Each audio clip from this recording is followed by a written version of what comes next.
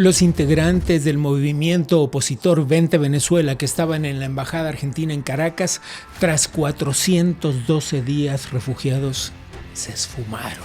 ¿Se trató de un escape o fue una extracción con la participación de equipos militares de élite? ¿Quiénes formaron parte? ¿La dictadura fue burlada o se trató de una negociación ultra secreta? Mira, lo cierto es que fuga u operación estratégica fue un grito de libertad. Estaban vigilados y aislados de sus familias y muchas veces sin agua y sin luz, y no por cometer un crimen, sino por desafiar la dictadura. Lo que vivieron estos 5 venezolanos fue un secuestro de Estado. Habían pedido asilo tras ser perseguidos por el régimen y los acusaron de conspiración y terrorismo. Fueron recibidos entonces por la embajada argentina y desde ese encierro forzado lograron lo impensable: apoyar la campaña electoral desde las sombras. Así es que Edmundo González Urrutia, apoyado por María Corina Machado, se convirtió en el rostro de una esperanza que arrasó en las urnas. Pero el régimen hizo lo que mejor sabe hacer: desconocer, intimidar, reprimir. Estaban rodeados y monitoreados de manera permanente con la ayuda de la cercana embajada de Rusia. Entonces, ¿cómo consiguieron huir? La Operación Guacamaya, así se llama, sigue envuelta en misterio. Disfraces y falsas patrullas salieron por mar o por avión. Todo es posible. Lo único cierto es que la dictadura de Maduro aún no puede explicarlo. Ahora, desde Washington, los 5 denunciaron que la diplomacia se ha convertido en una red de rehenes, el derecho de asilo violado, y el régimen se sostiene por lobistas, cómplices internacionales y el silencio de muchos. El punto es que esto no es un caso aislado. Este es el retrato de un estado criminal, de un régimen que con el apoyo cubano y el respaldo extranjero busca imponer su modelo autoritario. Hay quienes narran los hechos desde la perspectiva de una minuciosa operación de inteligencia. Otros son más escépticos y no creen, desde luego, en la ingenuidad total de la jerarquía venezolana. Hoy, aquí, te contamos los detalles.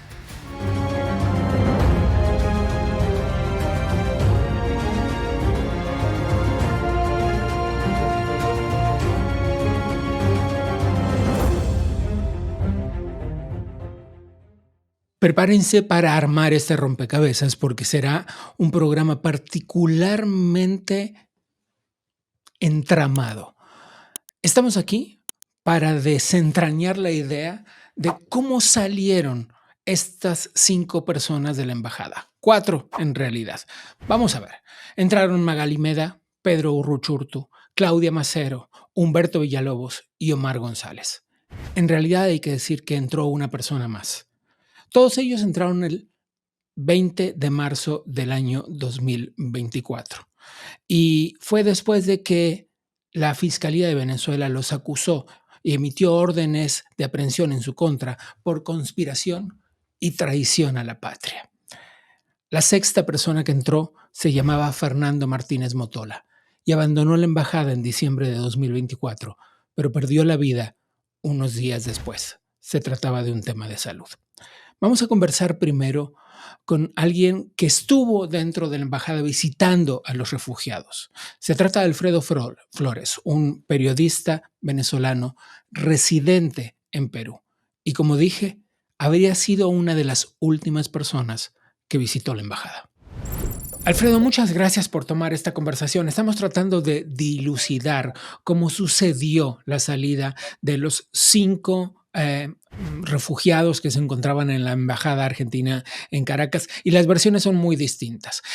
Voy a ir directo al grano sobre la primera. Mientras algunas personas dicen que salieron de Venezuela en un avión, otras dicen que salieron en un barco. ¿Qué es lo que tú sabes? Bien, evidentemente por temas de seguridad de lo que fue la operación y para proteger próximas acciones que se puedan dar justamente para liberar y para sacar, digamos, de Venezuela personas que están en manos de la dictadura bajo asedio constante. Hay personas que no solamente están detenidas, sino que están siendo perseguidas, pero que muy valientemente se mantienen dentro de Venezuela. La salida de estas, digamos, de este grupo de personas que se encontraban refugiadas en la Embajada de Argentina, luego tomada por Brasil, se dio en un proceso, digamos, más artesanal. Y eso creo que es algo principal o importante para entender en el marco del contexto de lo que sucedió, porque muchas personas creen que esto fue una operación de un equipo SWAT encubierta. Creo que esto se parece más a lo que fue Argo. No sé si alguien ha visto la película de esta operación que ocurrió en suelo iraní, pues fue algo muy artesanal. Probablemente los colaboradores fueron personas entrenadas y capacitadas en un plan de inteligencia que probablemente tomó mucho tiempo, pero personas muy comunes, ¿ok? Y esto es algo que hay que celebrar porque denota la fidelidad de las personas al proceso de Entonces, protección. permíteme que te acelere un poco porque quiero hacerte muchísimas preguntas en el tiempo que tenemos. Entonces, asunto número uno, tú descartas la participación de efectivos militares Navy SEALs, 30 operativos efectivos, como hablan algunas personas. Tú lo descartas. Yo lo descarto dentro del territorio de Venezuela. Ok. Así no funciona este proceso. Sé que suena fantasioso y muy, muy interesante, pero la verdad es que creo que fue un proceso más artesanal si lo analizamos desde una perspectiva general. Y la mayor probabilidad de salida de este grupo de personas fue a través de vía marítima. Y esto porque, digamos, las salidas a través de los aeropuertos están totalmente controladas. De hecho, esta es justamente la narrativa de Diosdado Cabello. Decir que la mamá de María Corina salió tranquilamente por el aeropuerto. Vimos que él publicó una foto de la madre de María Corina, dos fotos publicó, donde en una se ve con un arete y en otra se ve con otro arete. No era la misma foto, eran fotos antiguas, ¿no? Aparte mostró un pasaporte de ella que está vencido. En Venezuela no se puede salir con pasaporte vencido. Entonces salieron por vía marítima, es lo más probable. Creo que las islas de Aruba, Curazao y Bonaire son el punto fronterizo más cercano y obviamente esto conllevó una operación de muchísima ¿Qué distancia hay por tierra entre la embajada y cualquiera de estos puntos? Mira, la distancia más probable para poder tomar un punto de acceso marítimo a salir de Venezuela es La Guaira, y estamos hablando aproximadamente de unos 45 minutos de salida. Entonces, no es una distancia tan larga. Cuando hay tráfico en Caracas, probablemente eso puede tomar quizás una hora 20 minutos, ¿Cómo pero salieron físicamente del edificio? bien, yo puedo estar en el edificio y algo que es muy interesante y que creo que tiene un valor histórico en este proceso es que el edificio coincidencialmente perteneció a una figura de la historia de Venezuela que fue Pedro Estrada, que era el gendarme o el hombre fuerte de la dictadura de Marcos Pérez Jiménez. Y cuando la visité, justamente una de las personas pues, que me recibe me comenta que ese edificio tenía muchísimos pasadizos y escondites. Estaba hecho para escapar y protegerse, porque Pedro Estrada era como el Diosdado Cabello de Marcos Pérez Jiménez. Ujú. Entonces, eso hizo probablemente que el edificio tuviera un sistema, digamos, de protección o mejor dicho, de asedio tan extremo por el gobierno, porque si sabían esto, ellos sabían que ese edificio era perfecto para escapar. Y creo que Era ahí muy tuvieron una oportunidad. permeable. Ujú. Claro, era el lugar perfecto para que ellos pudieran salir. Entonces, en los alrededores, para mencionar esto, me preguntaste cómo salieron. Creo que la vía más probable es que ellos tuvieron primero que cambiar un poco sus identidades, probablemente cambiar el estilo de vestimenta, probablemente cambiar los peinados, disfrazarse, por eso. Permíteme regresarte unos pasos en la salida, para que esto ya sería afuera, pero el edificio estaba cerca a la embajada de Rusia, evidente aliado del régimen venezolano, pero además el régimen venezolano expropió las propiedades colindantes. ¿Cómo fue que salieron de la propiedad? Claro, el régimen intervino algunas propiedades colindantes en varias ocasiones y tenía identificadas quiénes eran las personas y familias, pero la parte posterior de la propiedad no era, digamos, o sea, digamos lo que sería el patio, en términos criollo, ¿no? Sí, sí. Para los latinoamericanos, esa zona no estaba sellada con un muro, era una bajada, una colina, y esa colina tenía muchísimos accesos diferentes. Entonces, obviamente, no se puede detallar puntualmente cuál fue la vía exacta de salida, porque también podemos comprometer a propietarios de la zona, personas que estaban en el sector, pero lo cierto es que hubo una operación importante en la cual se salió de manera que fuera imperceptible, y lo importante es que al traspasar una propiedad hacia la parte posterior de la casa, inmediatamente estabas hacia la calle, una Ok. calle que quizás no tenía tanta custodia, porque la custodia estaba en la calle posterior, en el frente, y ellos descuidaron ese sector. Sí. Regreso al momento en el que ya están fuera y tú dices que tuvieron que disfrazarse. Sí, tuvieron que disfrazarse, lo más probable es que hayan tenido que esconderse dentro de vehículos, lo más probable es que hayan tenido que incluso mantenerse en un vehículo de manera normal para tratar de pasar desapercibidos. Tomemos en cuenta que Venezuela es un país militarizado y un estado policial donde hay muchísimas alcabalas. Entonces, el reto de poder salir de allí sin pasar una alcabala Alcabalas son conlleva eso. retenes, retenes Alcabalas son puntos de control de de policía o control, militar. ujú, checkpoints. Yo mismo que el año pasado tuve que, digamos, huir de Venezuela en unas condiciones no tan extremas, pero parecidas. Yo mismo tuve que pintarme el cabello, llevar unos libros de izquierda comunistas en mi bolso por si me preguntaban, decir que era proclive, digamos, o apoyaba, digamos, al régimen. Y son cosas que lamentablemente a veces corresponde hacer en el marco de la protección y la integridad. No quiere decir que no seamos valientes, creo que eso también hay que tratar de hacerlo ver. Los que estamos en Venezuela y los que hemos estado hemos tratado de luchar, pero lamentablemente la violencia y el control y el autoritarismo del régimen nos sobrepasa. Y muchas veces es más Comprendo. valioso una persona fuera que una persona detenida dentro. Llegaron a un punto en el que pudieron abordar una embarcación. Exactamente. Eso es lo que probablemente ocurrió, para no dar detalles específicos, pero exactamente fue un viaje que probablemente habrá tomado, si tomamos los cálculos, entre 4 a 6 horas, ¿ok?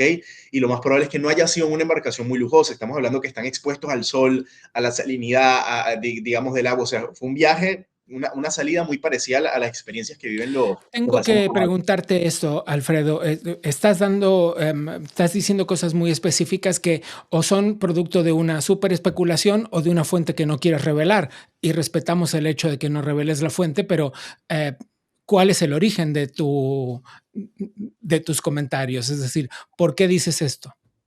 Importante. Sí, efectivamente hay una fuente. Yo trato de dejarlo un poco a la sospecha. Obviamente soy periodista, tenemos que ser lo más Y quienes quieran saberlo lo sabrán porque tú has publicado tus videos de también, ¿no? tu visita a la embajada. Por supuesto, de hecho sí, ¿no? Pero efectivamente hay una fuente y creo que algo que hay que destacar es que cuando se tuvo información, por ejemplo, en mi caso, de la salida, de que ya estaban fuera de Venezuela, digamos, este grupo de personas refugiadas, ¿Cuándo lo fue supiste? un día antes de que se supiera la noticia. Un día antes recibí una información donde me indicaron, estamos ya saliendo camino a los Estados Unidos de América.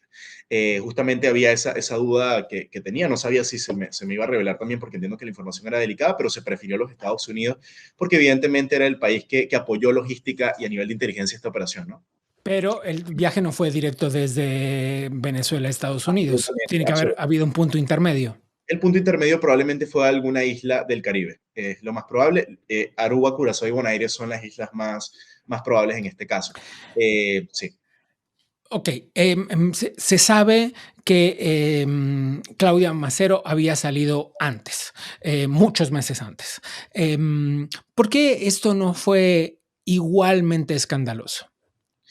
Bien, hay un tema importante. Cuando yo pregunté, yo sé que es una situación delicada para ellos, ¿por qué había tanto temor y por qué buscaron justamente salir? Una de las cosas que se mencionó era porque temían por sus vidas.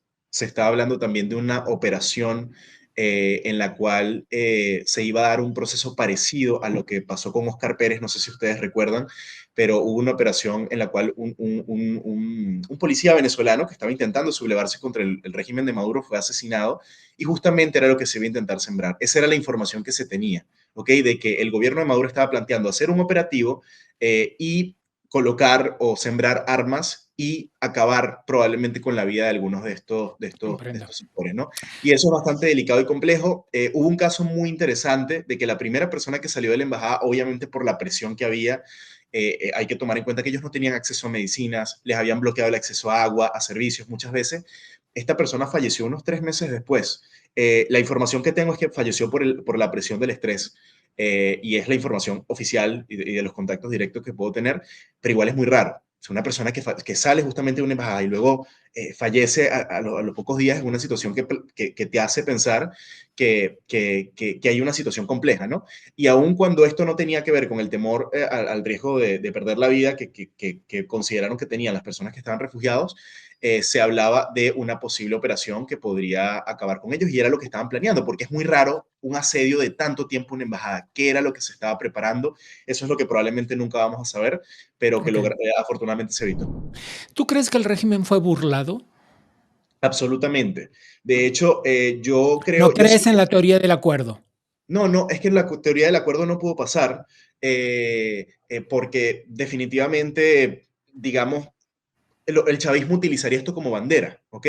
Y resulta que cuando esto pasa, ¿por qué yo me entero un día antes, ¿no? Porque yo me entero 24, 25, 26 horas antes de esto, y luego la noticia sale un día después. Incluso de periodistas muy cercanos a la oposición sacan la información. David Placer, Orlando Avendaño sacan la información luego. El círculo de confianza y de digamos, de hermetismo sobre lo que pasó funcionó y ni el chavismo se enteró. Y eso dice mucho de la oposición.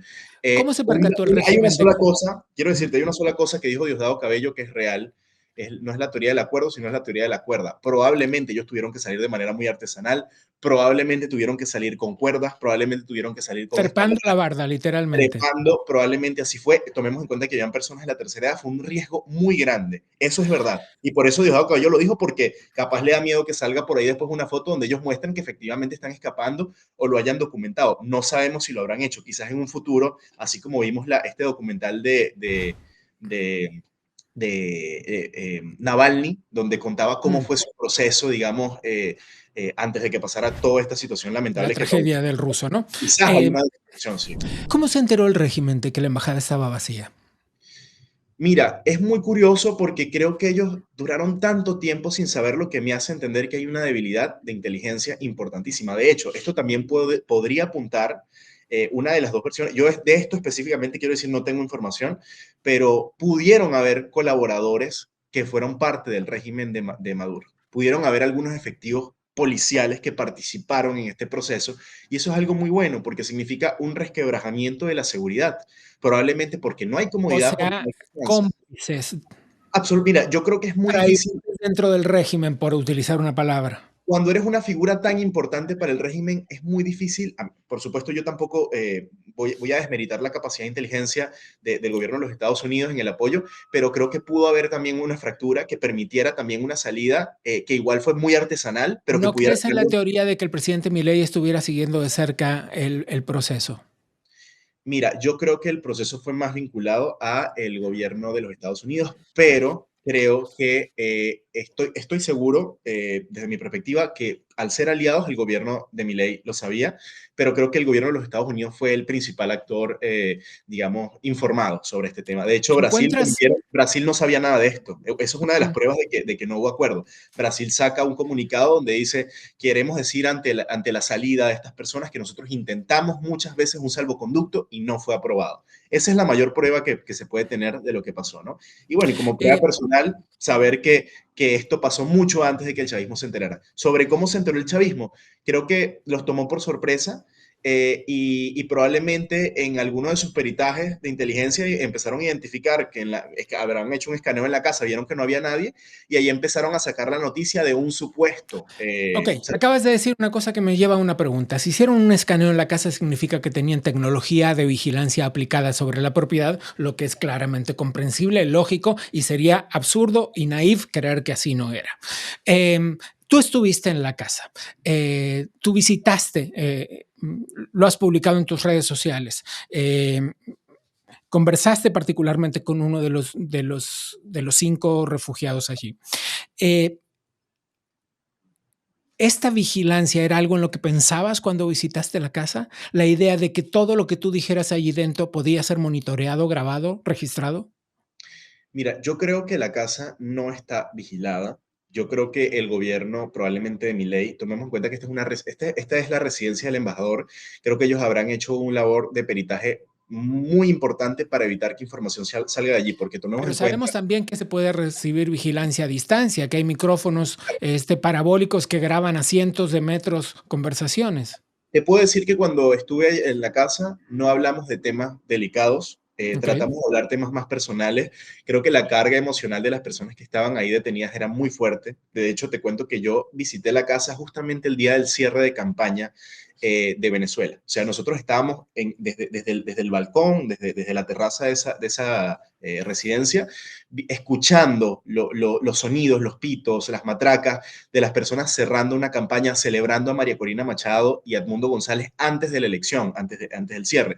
Y era ver cómo muchos de ellos lloraban, se sentían muy dolidos por no estar allí. Y creo que más el acompañamiento fue una visita de amistad y al final un apoyo de estar allí, ¿no? A mí me comentó justamente una de las personas pues, que visité, que prefiero no mencionar nombres como para no especificar, pero me dijo que yo fui la última persona que entró y eso me parece muy interesante Pero eso te porque lo tiene que haber dicho después de que salieron. me lo dijo hace aproximadamente 2 meses, ¿ok? Y yo tengo 8, creo que ya han pasado como 9 meses, casi 10 meses desde que fue la Tú fuiste elección. la última visita a la casa. La última visita.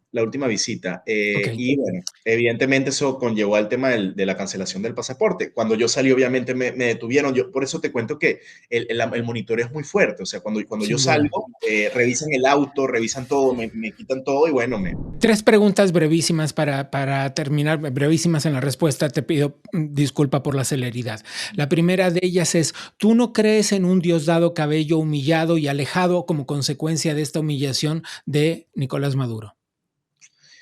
mira, creo que ¿O el sí régimen, crees en eso? ¿Crees que hizo el ridículo y como consecuencia Nicolás Maduro, que en ese momento se encontraba en Rusia, ve debilidad, ve un error en Diosdado Cabello?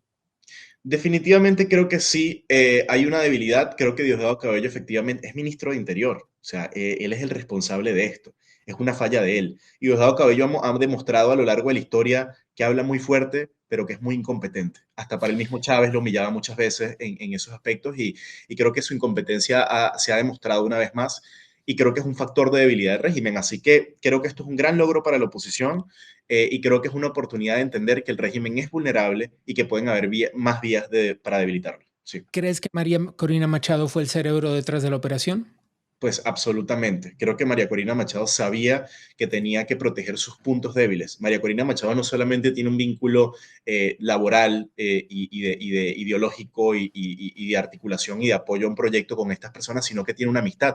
Estas personas, tanto Magali Meda, Pedro Urruchurtu, son personas que son amigos de María Corina Machado. Hay un afecto y lo mismo con su madre, por supuesto, ¿no? Entonces ella quería Sí. sacar sus puntos débiles. Creo que María Corina entonces hoy está más fortalecida, pero sobre todo nos ha demostrado una capacidad de valentía sorprendente, que probablemente estamos enfrente de la mujer más valiente de la historia de Venezuela. La última pregunta tiene que ver con las repercusiones que esto tiene a nivel global respecto de la fortaleza o debilidad del régimen.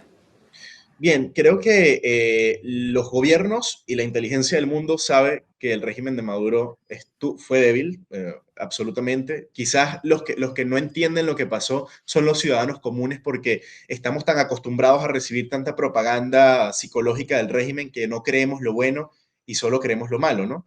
Pero hay que a veces dar un voto de confianza a quienes no nos han mentido. Y creo que María Corina Machado y su equipo son de las personas y el liderazgo político que no nos ha mentido en Venezuela y creo que los gobiernos del mundo saben lo que pasó, entienden que en Venezuela hay una vulneración de derechos, inclusive algunos gobiernos de izquierda que han intermediado en esto, que entienden que la violación a derechos en Venezuela además el hecho de que América Latina se pueda desarrollar adecuadamente consiste en que países como Cuba, Nicaragua y Venezuela vuelvan a ser estables y vuelvan a ser democracias. Porque si no, no hay forma. Estos países van a estar bombardeando la democracia porque necesitan tener nuevos aliados constantemente.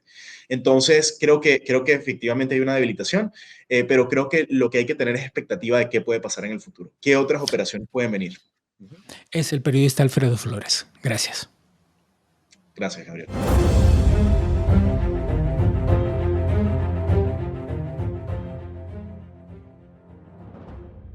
Pero no todos están de acuerdo. Al comienzo del programa les dije que se prepararan para armar el entramado de cómo habría sucedido la salida. ¿Fue, como planteó Alfredo Flores, una operación de inteligencia o no del todo así? Los diferentes analistas con diferentes fuentes tienen diferentes versiones. Hablamos con Maybor Petit, una periodista venezolana, por supuesto exiliada, y que desde el exilio ejerce una militancia impresionante. Maybord, gracias por tomar esta conversación. Hay muchas incógnitas respecto de la operación Guacamaya. La primera de ellas quizás tiene que ver con la idea de que si hubo o no operativos militares de Argentina y de Estados Unidos involucrados en esta salida. Bueno, muchísimas gracias por la invitación. Creo que hubo una serie de estrategias que se utilizaron desde Venezuela para sacarlos de la embajada y luego del país. Pero hasta el momento no existe ninguna evidencia de que hayan habido participación directa de militares extranjeros y particularmente de los Estados Unidos en Venezuela en el terreno. Porque se habla de 30 operativos Navy SEALs. Exactamente, pero creo que eso forma más de parte de la narrativa que de eventos que se puedan haber dado dentro del territorio venezolano. Nosotros tuvimos la oportunidad de hacer preguntas sobre este punto en particular e inclusive los mismos miembros del gobierno de los Estados Unidos han dicho que se basaron en apoyo de los aliados, más no directamente del mismo gobierno. Hay que recordar que en la Embajada de Estados Unidos en Caracas hay una presencia muy limitada de empleados locales a raíz de la ruptura de las relaciones diplomáticas con Estados Unidos Sí. y Venezuela. Y también hemos visto cómo en la parte que utiliza siempre el régimen para plantear su narrativa hacia afuera está la ONU. Estuvimos haciéndole preguntas a algunos de los que están cercanos y nos dicen que de haber tenido ellos la evidencia clara y seria de que había personas del Navy o del militares de cualquier área de Estados Unidos en Venezuela, eso le hubiese dado a Maduro un elemento clave para lanzar todo lo que hace siempre este tipo de regímenes, que es la incursión y prácticamente el pisoteo de la soberanía por parte de fuerzas extranjeras, y estuviésemos ya escuchando en la ONU y en todos los foros internacionales esto, tal cual como ocurrió, por ejemplo, en el caso de Noboa en Ecuador, cuando Claro. hizo la embajada de México, etcétera. Es decir, que pareciera que forma parte de los elementos narrativos que se utilizan para montar todos estos relatos, más que algo que ocurrió realmente. Lo que ¿Cuál es tu sí, versión de cómo se produjo la salida, pues? mira, la salida, de acuerdo a la información que yo he tenido, que he podido confirmar de manera fehaciente, Claudia Mancero, una de ellas, ya se había ido, no tuvo limitación a la hora de partir. Se habla que fue hacia finales del 2024. Fue un poco antes porque su presencia estaba más o menos como en el tercer trimestre del año 2024. Pero Ok. cuando ella sale, hay también una verificación de cuáles eran las acciones que podía hacer, por ejemplo, la fiscalía o las fuerzas del régimen para acosar, para evitar, etcétera, y eso no se produjo, con lo cual, pues, mucha gente empezó a meditar y a reflexionar de cómo irse. Hubo planes, hubo acuerdos, hubo conversaciones en las que se discutía si se iban, cómo se iban. También había algunas disidencias internas porque es muy difícil para las personas que estaban allí en la embajada. Los 4 que quedaban dentro de la embajada. Sí, los 4 que quedaban dentro de la embajada discutían si salir o quedarse, de la necesidad de cómo irse, etcétera, y si lograron con apoyos internos poder abandonar la embajada. Es importante que se entienda también que la embajada está al lado de la representación diplomática de Rusia. Es una zona que el régimen controla, no directamente por ellos, sino por sus aliados estratégicos. Aunque además habían expropiado algunas de las propiedades colindantes a la embajada argentina. Sí, y aquí lo importante estaba en el tema de las telecomunicaciones, que Ujú. podían lograrse grabar o infiltrar en la medida en que el régimen tuviera interés, y pareciera que durante estos meses ellos sabían qué se conversaba en la embajada, cómo se conversaba, quiénes eran, y había unas advertencias por parte de los principales líderes del régimen diciendo que se están haciendo actividades de terrorismo en la embajada cuando se produjo el pleito con la representación de Javier Milei, pero en ciencia cierta, el régimen pareciera que no perdió nunca el control sobre las comunicaciones internas que se daban allí. A Ayúdame pesar a reconstruirme, Eivor, ayúdame a reconstruir cómo suce perdón que te apure un poco, pero el tiempo nos corre. Ayúdame a reconstruir cómo sabes o cómo te consta o qué te han dicho acerca de cómo se produjo la salida, específicamente, ¿por qué vía? bueno, se hizo primeramente por vía terrestre. ¿Salieron por dónde? ¿Por qué parte? ¿Por el frente, por el costado, por detrás de la embajada? Mira, esos detalles me los han dado por dos vías, entonces tiendo a creer que fue ellos salieron por una puerta trasera, según me comentan, y, Ujú. y entraron a unos vehículos que ya estaban previamente autorizados para estar allí, ¿no? Esos vehículos previamente autorizados, hay quienes dicen que se trataba de falsas patrullas del SEBIN. Eso no está confirmado y no tenemos ningún tipo de evidencia al respecto, por eso no repetimos esa dosis. Es que Okey. antes de que se produjera el conocimiento de la salida de estas 4 personas, se dio una comunicación bastante extraña en la que se describían una serie de elementos que parecían más bien como un guión de una película más que como un evento real. Y por eso creo que hubo confusión de algunas personas que han estado basadas en esa comunicación, cuyo origen todavía no sabemos de dónde viene, pero que muchos se hicieron réplica de unos elementos que eran en algunos casos bastante risibles, tomando en cuenta el espacio, la estructura, el manejo y el control que ¿Podrías tiene darme un ejemplo de eso?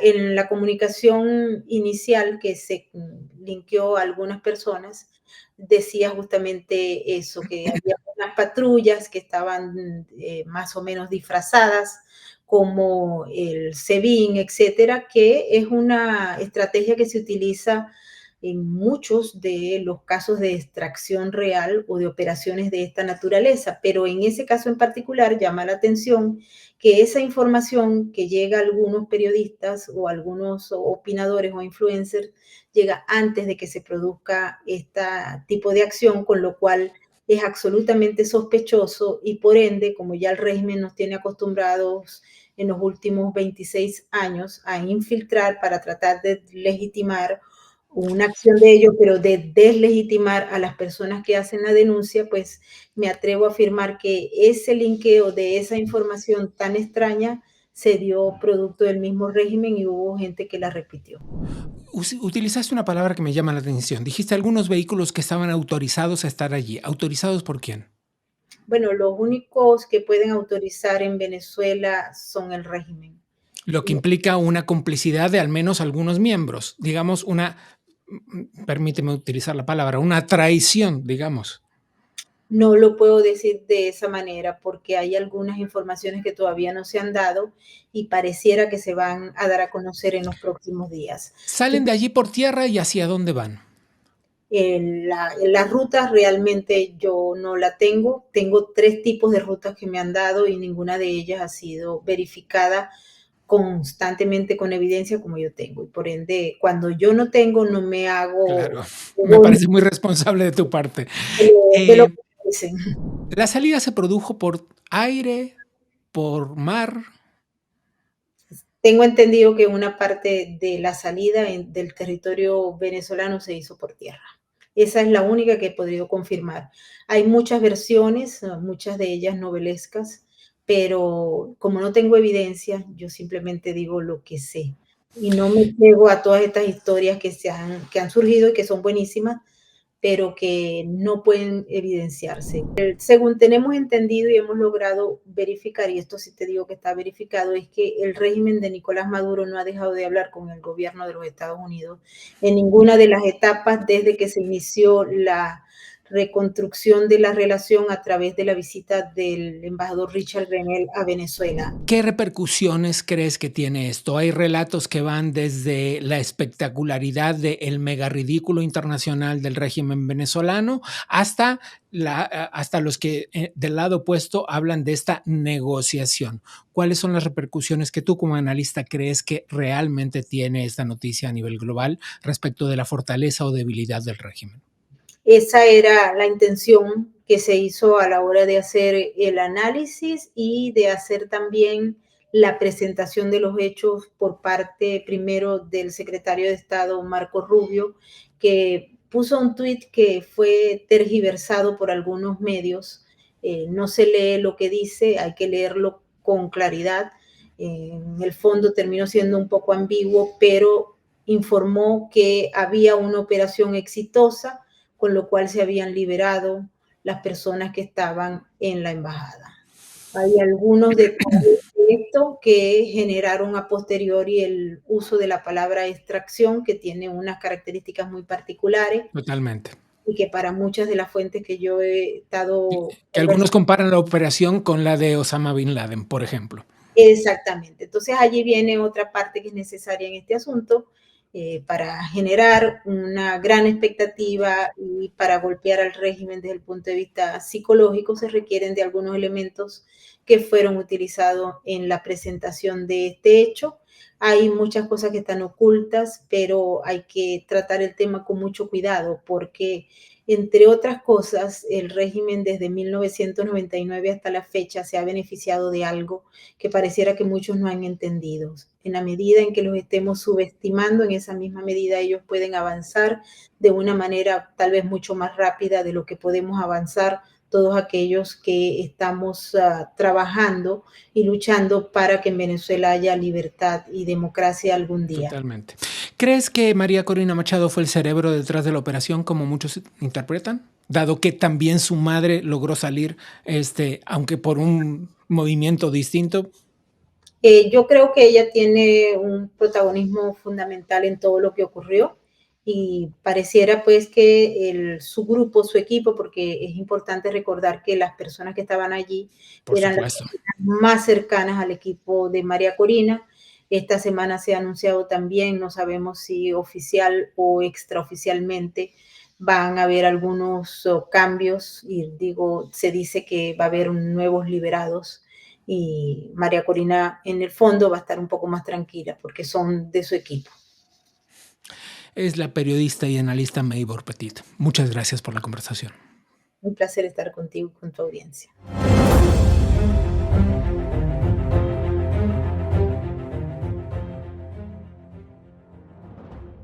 Los enigmas acerca de si fue una extracción, una operación militar que incluía 30 miembros de los Navy SEALs, o si fue una cosa dirigida desde el extranjero, incluso con el presidente Milei atento a la operación desde la Casa Rosada en Buenos Aires, o si se trató de un escape fabuloso, peliculesco. Todavía es imposible reconstruir al milímetro. Lo que sí sabemos es que se trató de una operación de libertad. Esto es lo que sabemos hasta el momento de la operación Guacamaya. Vamos a dejar solo por hoy porque cuando sepamos más, por supuesto, queremos contarles más detalles sobre este tema. Vamos ahora a dar una vuelta para ver qué está pasando puertas adentro del Adam Smith Center for Economic Freedom.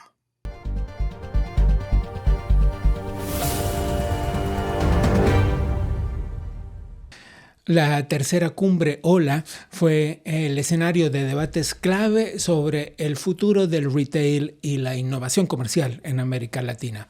El director fundador del Adam Smith Center for Economic Freedom, Carlos Díaz Rosillo, fue quien lideró un panel con los expresidentes Eduardo Frei y Laura Chinchilla y con el exministro Felipe Larraín, destacando allí las oportunidades de crecimiento de la región y las perspectivas que hay en el horizonte en materia de comercio. Para cerrar la cumbre de América Latina del consumidor, un diálogo imperdible. Rodrigo Chávez, presidente de Costa Rica, compartió su visión de liderazgo con el doctor Díaz Rosillo. La verdad es que Compartió una gran visión de futuro y una conclusión inspiradora para concluir 2 jornadas de altísimo nivel. Eso fue todo por hoy. Soy Gabriel Bauduco, a nombre del Adam Smith Center for Economic Freedom. Les doy las gracias por habernos acompañado en este programa de aventura el día de hoy. Nos vemos la próxima.